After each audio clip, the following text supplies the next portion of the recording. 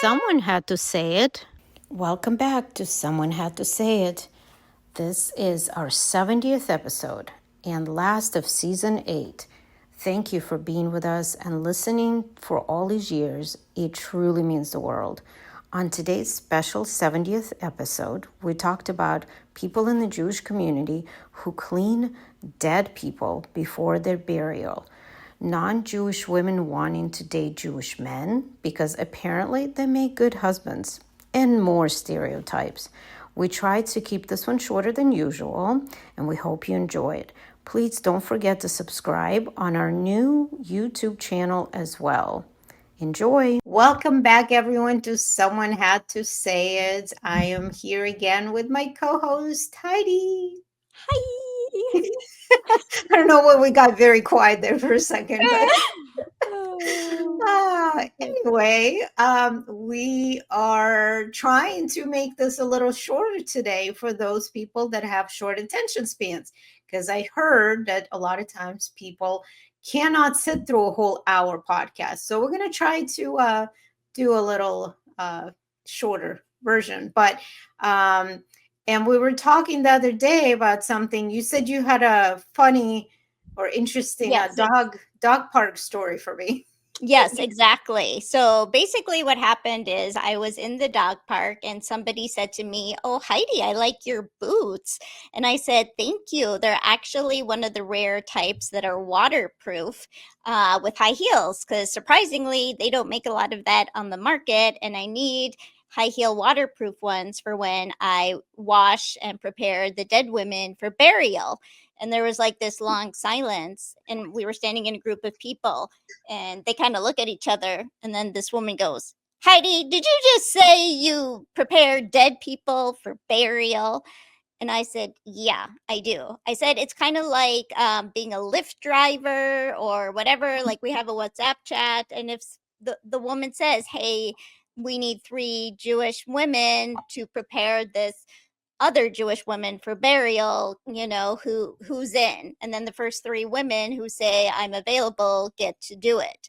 And then she was like, "What do you do exactly?" And I said, "Well, first of all, you have to be Sabbath observant. That's like one of the requirements. And so basically you have to be like, I think that, and keep kosher and whatever, like the 3 basic whatever.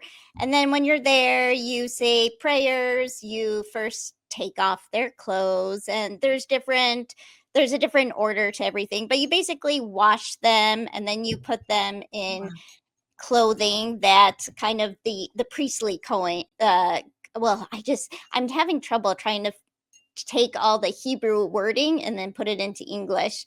But Just say it, because I think it's fascinating. So yes, use the right wording, because I knew people did that, but honestly, I thought it was like special kind of people that have a job that actually that's their actual, like a rabbi or no, but I didn't know it was like regular people that can do this.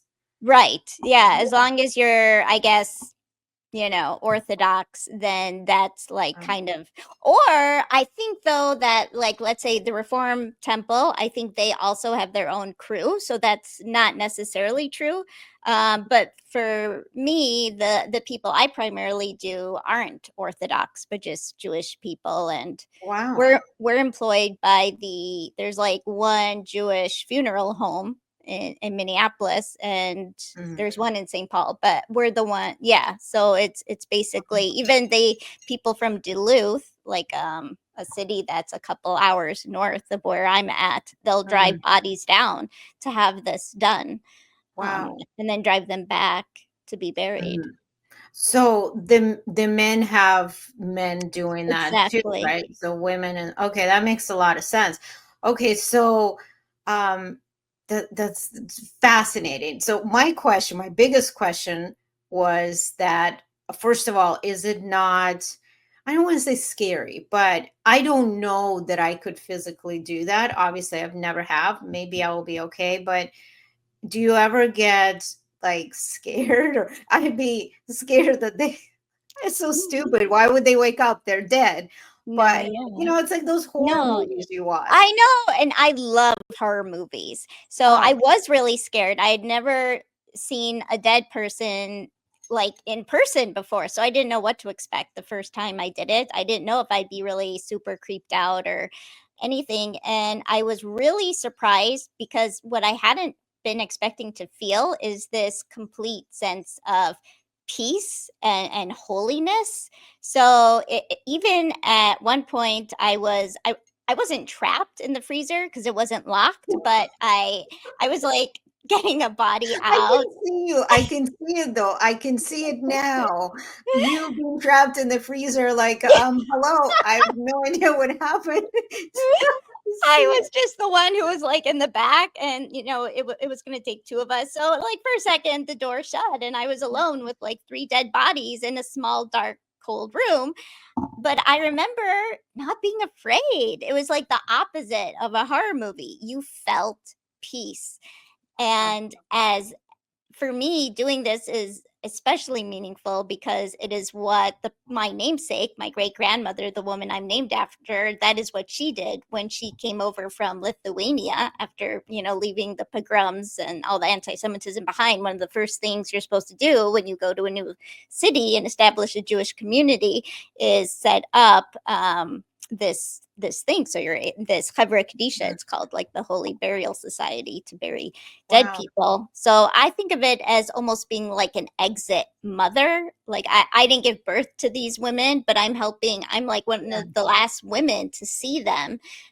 Yeah. And, so. Wow. It's amazing. It's fascinating. It's amazing. I had no idea. Obviously, growing up, not religious at all because we couldn't be. And I'm learning so much through you. And obviously, I have so many questions. But okay, so you you don't get assigned this job. You volunteer and you say this is what I want to do, but how do they make sure that you're observant, that you keep, Shabbat, that you how does that, or I guess if you're part of the Orthodox community, they Yes, know, right? There's no exactly. they don't check, Right, right? exactly. Like, you're living in the Eruv. I don't know what the translation of that would be, but you're all kind of within the same walking distance pretty much of each Yeah. other. So where I'm at, it's a suburb called St. Louis Park, but like Mhm. back in the day, the anti-Semitic people called it St. Jewish Park because we weren't allowed to live like anywhere. So this Yeah. was one of the suburbs we were allowed to settle in. So that was kind of a funny, haha, Yeah. Very, very nickname for it. right. Very funny. Yeah. So not funny, but it reminded me when you were talking about the freezers, totally has nothing to do with what we're talking about. But apparently, a lot of people have locked themselves in those freezers, whether it's restaurants or the mortuaries, whatever. So Interesting. now I was reading that there's an exit button that they never used to have it. That's how people got locked in there. And I think after tons of lawsuits, because people would freeze to death, basically, and Yeah, you can't hear anything unless you're right next to it, I guess. So now right. by law, I think it's all over the country or maybe the world, probably in the US, because other countries don't really have those kind of laws, but they have to put on this anti-locking device. So even if it locks from the inside, you can open it, because there were so many deaths. Surprisingly, a Wow. lot of deaths where people froze being in there, locked in there, and they would find them in the morning. And unless you're Wow. jumping up and down all night long for hours, you will freeze. But anyway, that's a whole other topic. But I Well, just that's actually a funny scene that was just in the Jewish Romance book club that we were reading about. Lindsay Hammeroff's, oh shoot, what was the name of her second book? Never oh, Planned on You. That was it. And uh-huh. there was a scene where the two main characters are locked in a freezer together and they had to like hug each other for warmth. Oh, and they were okay. I'm assuming it's a romance novel. They Yes, didn't. exactly. Somebody heard the pounding, so it was fine. Oh my God. See, that's scary. That is scary. But I think it would be fascinating to do something like that. Can we tell people exactly what it's called again, and I'll write it down Oh, when you get. so it's called the Chevra Kadisha, and we call it taharas, which means to purify. We're purifying the mace or the dead person. Mm-hmm. And what is the, I guess, the meaning of that? Why are we supposed to do that before a person goes, Yeah, it's buried? really interesting. I know that once a person is dead, they're considered impure because Kohanim, for example, they're not even allowed to be in cemeteries. They have to stay a certain distance away. So just because, I don't know, back in the day, it almost makes you wonder if it had to do with different diseases. Mhm. I don't know. Interesting. I So don't know. before, yeah, that I want to go look that up now. That's so interesting. But it makes Mhm. sense because they're moving on to a different world, to a different, dimension, to a different whatever. And I'm sure there's a reason, right, for why they need to be cleansed and Yeah. prepped and everything. It's And it's it's kind of beautiful. nice anyway, Yeah. because they're dirty. A lot of times they have things attached to them that can be taken off. And they just, yeah, it's just Right. nice that before you send somebody off, you just, it's like Right. polite. It's like being polite. Yeah.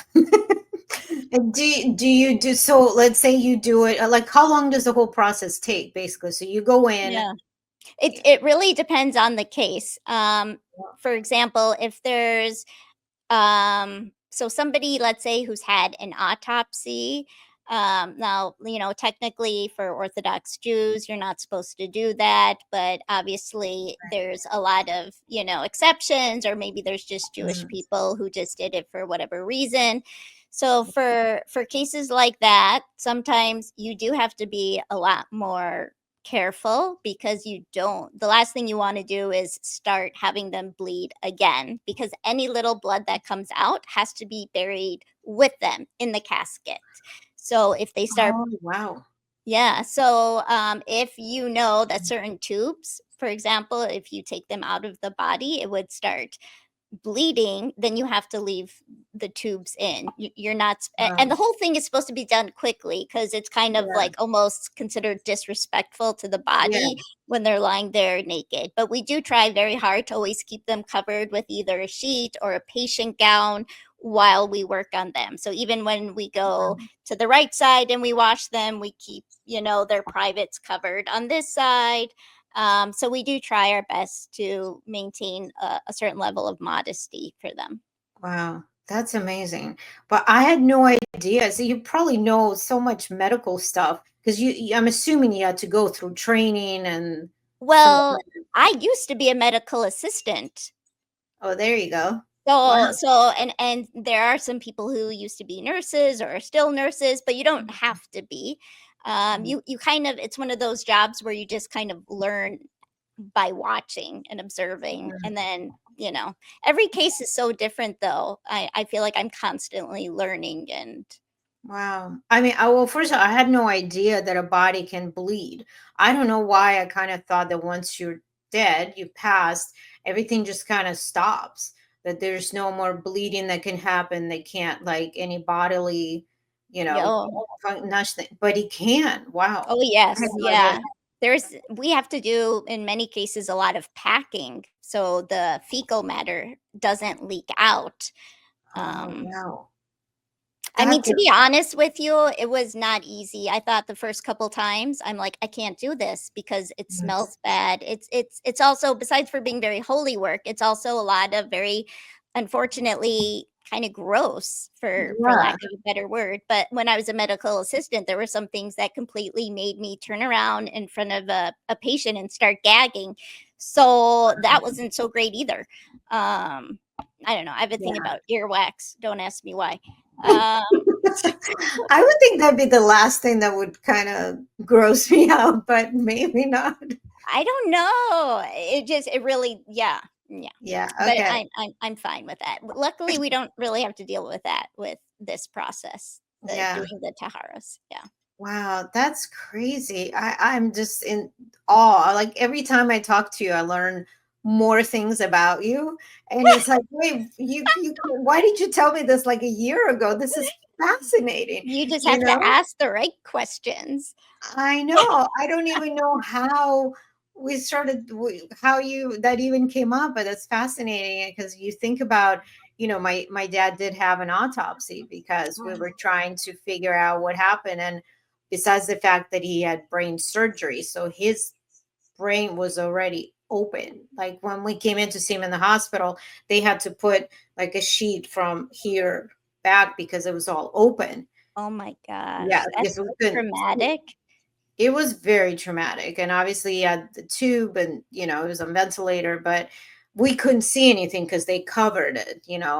But my brother ended up obviously seeing, after, and when we were about to, bury him, I couldn't even look. I didn't want to. My mom didn't want to, because you want to remember them in a certain way. I don't know Yeah. why my brother really wanted to, but um it's kind of it's a very, very strange thing to understand. And to, even when we were in the hospital, and I remember I took his hand and I was like rubbing his feet, and I thought I felt his toe move, and I thought I felt his hand move and kind of squeeze mine. And the nurse was explaining that no, the body can do that. It could be involuntary. It may not be him. To me, I was kind of hoping that it was, And him, maybe but it was. It might have been. yeah, so that's really amazing that obviously that you do this, but also that I had no idea that that was part of my own culture, my own religion. We just look at Yeah, what I'm learning from you. because you weren't allowed to know. I just love the story how you texted me about, I think, what your father did, how he risked his life practically to go get matzah. He walked and then he had to a store, right? It wasn't even a store. No, I mean, they What didn't was sell it. He had to oh, go to the only synagogue in oh, Riga at the time, and it literally looked like there's a word in Russian. It's sarai, which if you Russian speaking people know what I mean. It literally looked like a deserted, broken down little hut. Like one of those movies that you watch where there's the evil witch and she lives in this kind of dilapidated.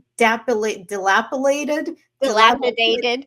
I Yeah. would say no, falling apart. It was tiny, and obviously people knew what it was, but it wasn't like a huge, beautiful sign, temple of the whatever, or the Chabad Center, or whatever. You Um, couldn't. Yeah. yeah, and people would go in and go out the back door with a big box of matzah, and it was wrapped in newspaper, and he would just carry home. It's weird. I remember that. I don't know why, but yeah, it was kind of crazy. How to what extent Jews had to go to hide who they were. Even this wasn't even Nazi Germany, or Right. just It's crazy, within our lifetime. right? So, That's but that's the saddest part. And when people tell me, that I mean, I've had these clients over the years. I remember this guy who came to me, and he's going to be in my Confessions of a Matchmaker book, because some of these stories. He was a Jewish guy, because I knew he was Jewish, because he said, well, my mother is Jewish, but I'm white, or I consider myself white, or what's the word they say? I can't think of the word now. I am a woman, but my pronouns are what? No, oh, not like that. non-binary, is it? Or No, no. What's the thing? Oh my God, it's gonna come to me later. But my point is, he was saying, my mother is Jewish, but I identify oh, the yeah, word, but I identify as white, or I am white. I'm like, huh? that's funny. I don't First think of the all, Nazis would identify you as white. I'm like, I'm sorry. First of all, your mother is Jewish. You're Jewish. Okay. That's One. just how it And, works. and it's Yeah. not really a race. Like, well, I mean, obviously, we're such an ethno religion. It's not just one thing, right? It's a culture, it's everything. Right, But I just exactly. looked at him. I'm like, huh? Okay, all this stuff that all the shit that we went through for thousands of years, and you're literally denying being Jewish because you what? You're embarrassed, you're what? It just it hurt me. And you know what? I did not take him on as a client because I kept telling Wow. him you're Jewish, and he's like, "Well, no, I'm not." Well, yes, you are. Well, no. I'm like, shut up. Yeah, it's like I feel the same way every time if I meet somebody who says, I was born to Jewish parents, but I don't identify as Jewish. The only thing that keeps coming into my head at that point is an image of both of us in a gas chamber. And I keep saying, yeah, what about now? Yeah, like it's gonna matter to them whether you identify or Right. you weren't raised religious. And then that's the thing, Yeah. it didn't matter that you were secular or reform or conservative or whatever. Poor, rich, You're a Jew. you're a Jew. You're a Right. Jew, whether you want to celebrate it or not. And we have our Yeah. own like Ashkenazi Jewish diseases, which Oh God. that's Yeah. Let's it's like no, it's a thing. You're yeah. Jewish. You take one of those DNA tests, and it'll come back telling you. Like I Yeah. think Jessica Biel was a certain percentage Jewish. I Oh, saw on really? one of those. Yeah, they have like one of those shows. I don't know if it's still going Yeah. on, but like celebrities who do Ancestry and Me Oh, or something. yes. Yeah. So there's two. Oh my God. Yes, I love that show. Pink was on there, and Deborah Messing was just on there. Oh, Your all the Roots. Jewish ones. Yeah, what was it called? Finding Your Roots or something? There's Yeah, that something one. like that. Yeah, yeah, De- yeah. Deborah Messing was just on it too. I couldn't even get through it. It was so emotional. But Oh, wow. yeah, You're right, because it's she came from Holocaust survivors, I believe. yeah, and she didn't. I don't think she even knew really, but it's pretty crazy because you think about to what lengths someone will go to deny their heritage and everything. And like you said, all I think about is like, okay, so your grandparents, your great grandparents, wherever they came from, what did they survive all that for? If you're just going to deny who you are. And I think that's a big reason that my boys are like, no matter what, no matter who I marry, I'm going to raise my kids Jewish, whether she is or she's not. It would be like a slap in the face to my grandparents, their great grandparents, so. But yeah, I mean, there's so much to that. It's kind of crazy to think. I have so many of those it's crazy funny stories right now as I'm sending submissions for literary agents, and I included some of these stories. And it's like men who, I remember Jewish men wanting to date non-Jewish women because they've Mm. had a bad experience with one or two Jewish women. And I'm just like, really? You're going to throw all of them down that same, you know, whatever you call it, whatever the Yeah. same is. Now we're going to talk about relationships because it's amazing when I see a couple Yeah. like you and your husband that have been together for a long time that still cannot get enough of each other. Although I wonder if it goes just for the men. Do you ever wonder that if it's like it's just the men that are always like ready for sex, that are always, Oh, definitely. infatuated? Unless I read a romance novel that, like, I'm really into, and then I'll be like, "Where's my husband? I wanna try Aw. some of this stuff on him." And then he'll be, like, at work or in Right. synagogue or just and then I Right. go to Bob, my imaginary husband, so it's fine. Daniel feels Right. very threatened by my Do you have an imaginary husband? Imaginary? No. Yeah, I have a backup Maybe husband. real. There I you have a go. and it works because I'll be like, well, Bob is gonna watch this movie with me right now because Daniel hates watching movies. He doesn't have the attention span What? for them. Really? Yeah, I know. Like any movie? Nothing? Or TV If it's a shows? very like weird, he has very weird taste. Huh. So yeah, there's some if it's weird enough, he'll but in general, he likes 20-minute YouTube video type things. Like Right. what is it? There's one with like this really funny Russian travel vlogger, like Bald and Oh. Bankrupt is the YouTube channel. Oh, I'm gonna have to look it up. I don't know He's that one. hilarious. He's like he grew up in the UK, but he's also Russian. Oh, So he's pretty huh? funny. Okay, I'm gonna have to look it up. What's the name of it? Bald and Bankrupt. Oh my gosh. Okay, I'm gonna totally look that up. He would be No. so fun to have on the show when Oh, we need to he's get that. hilarious. Yeah. Well, that movie I sent you the other day, I think he would really like it. Are you That- gaslighting me? What movie? I hate it when people do this. It's like a dementia test or you're gaslighting me. Wait, is gaslighting when you say something that never happened and you Yeah, frame to it? make them go crazy. Okay, there's all these terms now. I can't with the terms. It's just too much. I don't. No, I'm not ghosting. Not ghosting. Guess. Yeah, See, that's another one. Yeah. there you go. No, I sent you. It's called Defiance. It's about an Orthodox woman married to an Orthodox man. You know, I think they're in New York somewhere, I'm and scrolling. I'm scrolling. You scroll.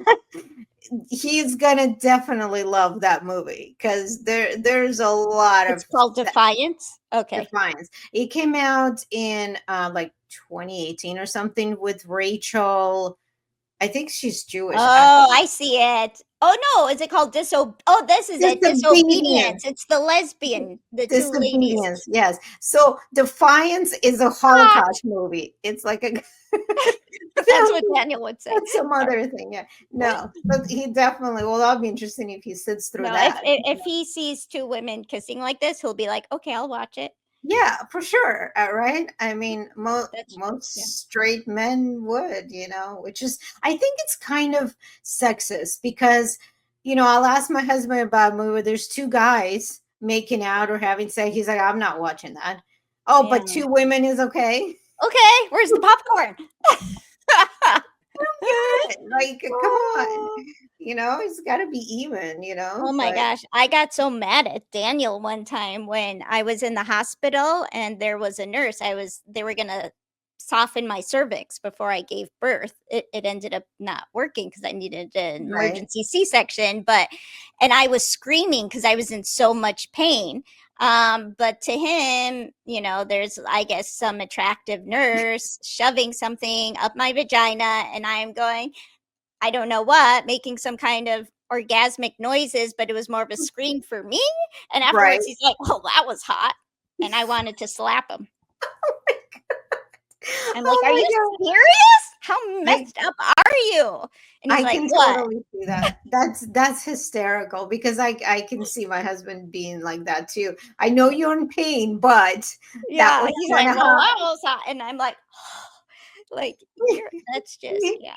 Oh my god, that's so funny. Yeah, I don't know how we went from cleaning people for burial to this, but yeah, but we did. We're So talented like that. Yeah. yes, apparently we jump around. But wait, so going back to death and stuff, not that I want to go back to that, but one of my questions was, and if you know this, so Jewish people are not supposed to get cremated either, right?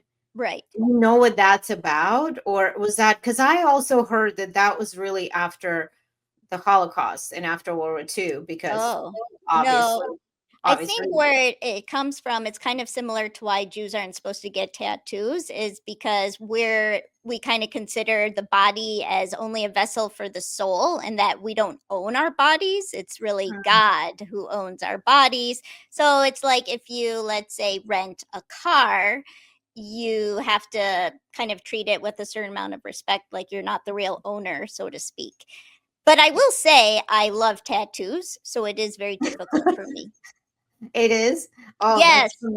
Do you have tattoos? It's no, but I Oh, want to. I always thought it'd be you so funny to, like, have a tattoo that, like, only your husband and your gynecologist would see, and it would say, like, "Property of Daniel Shertok" or something. oh my Like, if God, they look close enough. that is funny. What about you? Do you like tattoos? I love tattoos. I have a bunch.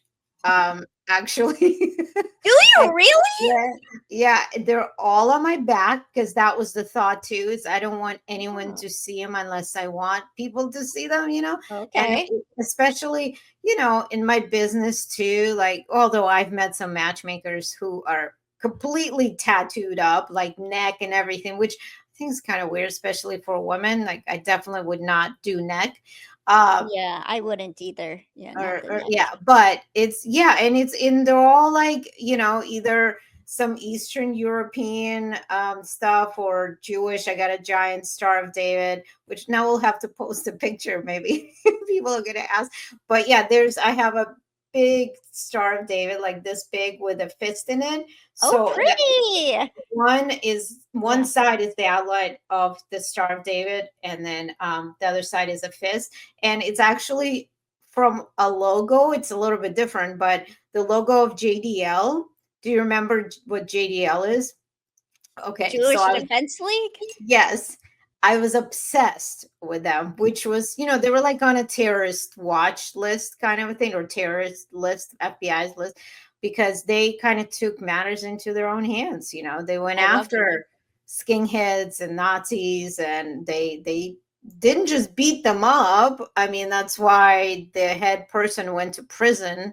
I don't know if they actually proved if he himself killed people, but he would kill Wow. people just that were going after non-Jews too, if they would go after black people. But and apparently he committed suicide in, Mm, although we're not supposed to say that, I guess, but why? You can't say. something happened. Oh, Well, because it was clearly not a suicide, I but see. according to the government and everything, he would, someone Kind of killed like him. the Jeffrey Epstein, where Yeah, he was about to talk about all the famous people who were in his, club or whatever, and then he right. committed suicide. Yeah, right. Right. Right. And that's but then there's people like P. Diddy and R. Kelly Mm, who, you know, took girls hostage and drugged them and raped them and everything. And it's like, can you just do it already? Like, I hate to say that. yeah, right, There, right. you There's know, yeah, a lot of abuse in Hollywood, like Justin Bieber. I saw videos with P. Diddy telling Justin Bieber, "Oh, I'm gonna give you a car," and it's like nowadays we know so much about grooming. Like, how was yeah. it? I don't know. It doesn't seem like people that long ago should have been okay with this scenario. Yeah. I don't think people were okay with it, but it wasn't, I think it was, well, first of all, like, what mother, I a know. parent allows their 15-year-old, just because someone's famous does not mean they're a good person or they're not going to molest your kid or whatever. Nope. And yeah, No. I think it was always like that though in Hollywood. I think it's just now more people are actually speaking out about it Yeah. because people were afraid that their careers would just be, oh, I mean, look how many women spoke up and they never had career again, with Harvey Weinstein and all that. It just sucks that those Yeah. people were Jewish. I That's know, I know. not a good And that's look. the thing, when you're a minority, you feel like you represent everybody, or you feel like, Yep. like all Yeah, of you have to be good because we're all going to be painted with that one broad bad stroke. yes, So that's two the bad thing. people. Yeah, Like when you hear a story about like a bad, just basic white person, nobody's like, see, that's why. I mean, they're unless all like, yeah, Yeah, I mean, unless you go back to the George Floyd case and that white cop, do you think a lot of people were like, "See, this is why white people suck"? I don't know if that's what exactly.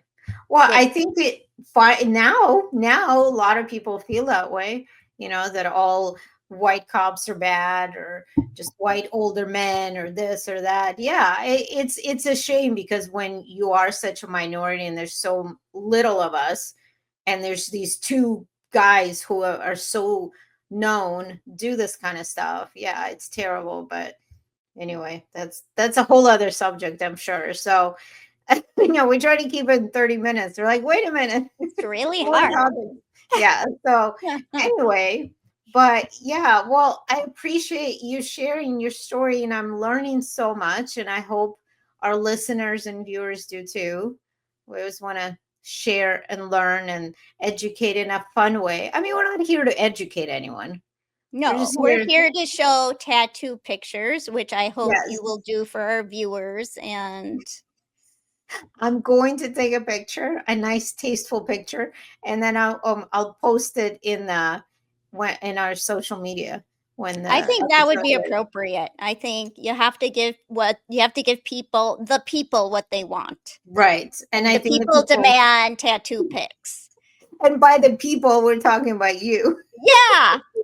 And for Daniel, I'm There sure you go. Daniel will want to see the tattoo pics. They're very tasteful, except for I am regretting my Soviet tattoo, which was before Russia invaded Ukraine. And my kids always told me that is so awful. It's almost like having the swastika because, communism was so bad.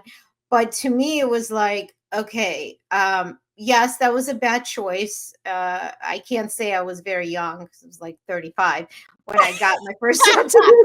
So I can't blame it on that.